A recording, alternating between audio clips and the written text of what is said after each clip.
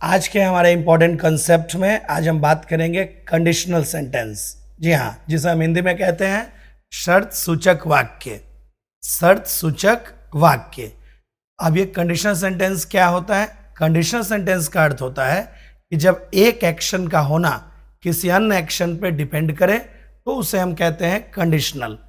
कहने का अर्थ है कि when happening of an action depends on another action it is called conditional sentence. जैसे कि आपके पीछे दिख रहा होगा एक सेंटेंस मैंने लिखा है हिंदी में, यदि मैं राजा होता तो तुम्हारे नाम के सिक्के चलवाता। यदि मैं राजा होता तो तुम्हारे नाम के सिक्के चलवाता। तो तुम्हारे नाम के सिक्के तभी चलते यदि मैं राजा होता। तो यहाँ पे एक एक्शन का होना पहले एक्शन पे निर्भर कर रहा है कि अगर कोई व्यक्ति राजा होता तो वह किसी और व्यक्ति के नाम के सिक्के चलवाता अपने साम्राज्य में। तो इसी को हम कहते हैं कंडीशनल सेंटेंस कि जब एक एक्शन का होना किसी अन्य एक्शन पर डिपेंड करे तो हम उसे कहते हैं कंडीशनल सेंटेंस। इस कंडीशनल सेंटेंस से चाहे आप बैंकिंग की तैयारी करो चाहे एसएससी की तैयारी करो, प्रीवियस ईयर में अनेकों क्वेश्चंस पूछे जा चुके हैं। तो ये सबसे शॉर्ट चैप्टर्स में से आता है।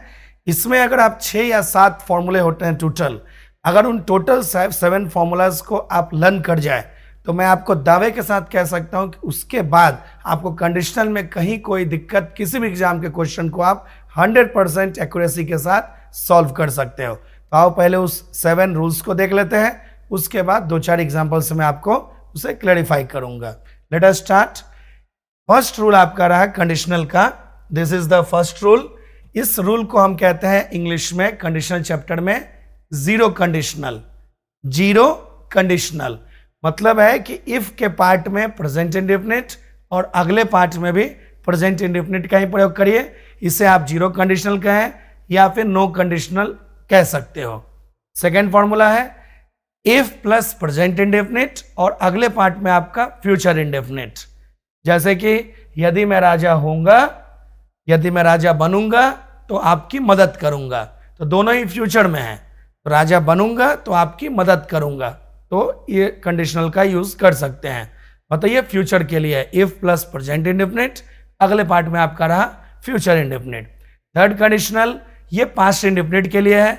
इफ के साथ सेकेंड फॉर्म आती है और अगले पार्ट में आप वुड प्लस V1 का प्रयोग कर सकते हैं।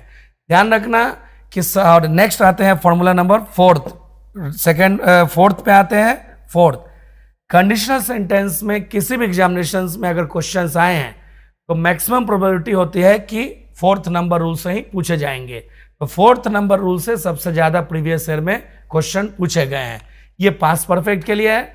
रूल कहता है कि अगर इफ के साथ आपने पास्ट परफेक्ट लिखा, subject plus head plus V3, तो अगले पार्ट में सब्जेक्ट लिखो और कोई भी एक पास्ट का मॉडल लिखिए। पास्ट का मॉडल मतलब वुड, कुड, शुड या माइट लिखो, फिर हैव लिखिए और फिर वर्ब की थर्ड फॉर्म लिखिए। मतलब अगर इधर पास्ट परफेक्ट है तो उस साइड में हमें मॉडल परफेक्ट का प्रयोग करना चाहिए।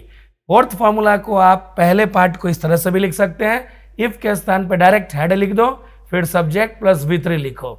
मतलब if plus subject plus head plus V3 लिखो या head plus subject plus V3 लिखो, दोनों का अर्थ सेम आएगा और नेक्स्ट पार्ट में जैसे पहले लिखा हुआ है वही लिखा हुआ है। ये रहा फोर्थ फॉर्मूला। नेक्स्ट आइए रूल नंबर 5। इफ के साथ ये है इमेजिनेशन। रूल नंबर 5 जो है ये इमेजिनेशन को प्रूव करता है। कल्पना की जब बात होती है, यदि मैं राजा होता, तो ये कल्पना है और कल्पना वाले इमेजिनेशन वाले सेंटेंसेस में इफ प्लस सब्जेक्ट प्लस वर, फिर से एक सब्जेक्ट आएगा, फिर कॉमा दे के अगले पार्ट में subject plus would plus V1 लिखो। इस 5th फॉर्मूले को एक और तरीके से लिख सकते हैं आप। इफ की जगह वर लिख दो, फिर 2 सब्जेक्ट लिख दो, वर प्लस सब्जेक्ट और नेक्स्ट पार्ट में सेम रखिए। जैसे फॉर्मूला 4 को 2 तरीके से लिख सकते हैं, उसी तरह से फॉर्मूला 5 को भी 2 तरीके से लिखा जा सकता है। फॉर्मूला 6 जो है सिर्फ बट फॉर शब्द के लिए आता है। बट फॉर का अर्थ होता है विदाउट, के बिना। तो बट फॉर का अगर प्रयोग हो तो आगे नाउन लिखो, फिर आगे नाउन या प्रोनाउन फिर से आएगी, फिर would plus have plus V3 का प्रयोग किया जाता है। तो ये 6 नंबर जो फॉर्मूला है ये सिर्फ और सिर्फ बट फॉर के लिए है। लास्ट फॉर्मूला जो है इफ के साथ प्रेजेंट परफेक्ट और अगले पार्ट में फ्यूचर इंडेफिनिट, इस फॉर्मूले का प्रयोग हमें तभी करना चाहिए जब एक्शन की खत्म होने की बात हो, जैसे कि ओवर, कंप्लीट, ये सब कुछ आए। तो फॉर्मूला 7 का प्रयोग रेयर ऑफ द रेयरेस्ट ही होता है। तो कहने का अर्थ है अगर आप स्टार्टिंग के 6 फॉर्मूले को अच्छे से समझ के लर्न कर जाओ तो कंडीशनल सेंटेंस में आज तक जितने भी क्वेश्चंस किसी भी एग्जाम में आए हैं उसे आप 100% एक्यूरेसी के साथ समझ सकते हो। इन 6 फॉर्मूला को मैं, ये 4-5 जो भी फॉर्मूले हैं, इन्हें मैं 4-5 एग्जाम्पल से आपको समझाता हूं। ये देखिए एग्जाम्पल रहा है। First example, if I come to Delhi I meet you. देखो ये 0 कंडीशनल है। इफ के साथ हमने प्रेजेंट इंडेफिनिट लिखा, फर्स्ट फॉर्म मतलब प्रेजेंट इंडेफिनिट, और अगले पार्ट में भी फर्स्ट फॉर्म लिखा यानी कि प्रेजेंट इंडेफिनिट। तो ये आपका हो गया 0 कंडीशनल या no conditional at all. If plus present indefinite, अगले पार्ट में भी प्रेजेंट इंडेफिनिट। ये सेंटेंस सही है। Second question, if I come to Delhi I will meet you. देखो इफ के साथ प्रेजेंट इंडेफिनिट लिखा है और अगले पार्ट में फ्यूचर इंडेफिनिट, तो ये फ्यूचर कंडीशनल है। ये भी सेकंड फॉर्मूला के अकॉर्डिंग सही चल रहा है। थर्ड आते हैं, if I will come to Delhi I will meet you. यहां पे कुछ टेक्निकल ग्रामेटिकल एरर दिख रही है। सिंपल सा लॉजिक समझना है डियर स्टूडेंट्स कि इफ वाले पार्ट में आप किसी भी मॉडल का प्रयोग नहीं कर सकते। सिंपल सा लर्न कर जाएं कि इफ वाले पार्ट में कोई भी मॉडल हो, चाहे shall, will, should, would, could, may, might, dare, need, ought to, must, use to, जितने भी मॉडल्स होते हैं इफ वाले पार्ट में हम किसी भी मॉडल का प्रयोग कभी भी नहीं कर सकते हैं।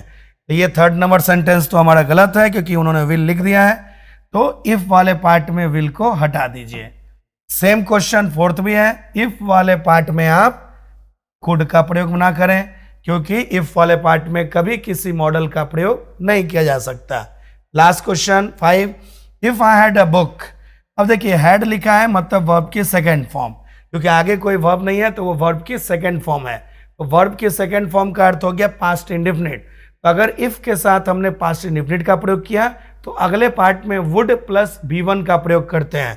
उन्होंने देखो यहाँ पे हैव लिख के गलती की है और गिवन का फर्स्ट फॉर्म गिव होना चाहिए। तो अब यह सेंटेंस सही हो गया। If I had a book I would give it to you. यदि मेरे पास एक किताब होता तो मैं आपको देता। इस तरीके से आप उन 6-7 फॉर्मूले को लर्न करके और इस 4-5 एग्जाम्पल को करके कंडीशनल के किसी भी क्वेश्चन को जो प्रीवियस ईयर में आए हैं या आ सकते हैं इजीली आप एक्यूरेसी के साथ सॉल्व कर सकते हैं। तो इस तरह के मज़ेदार कंसेप्ट्स को जानने के लिए आप हमारे चैनल राइस स्मार्ट हिंदी से जुड़े रहे। Thank you.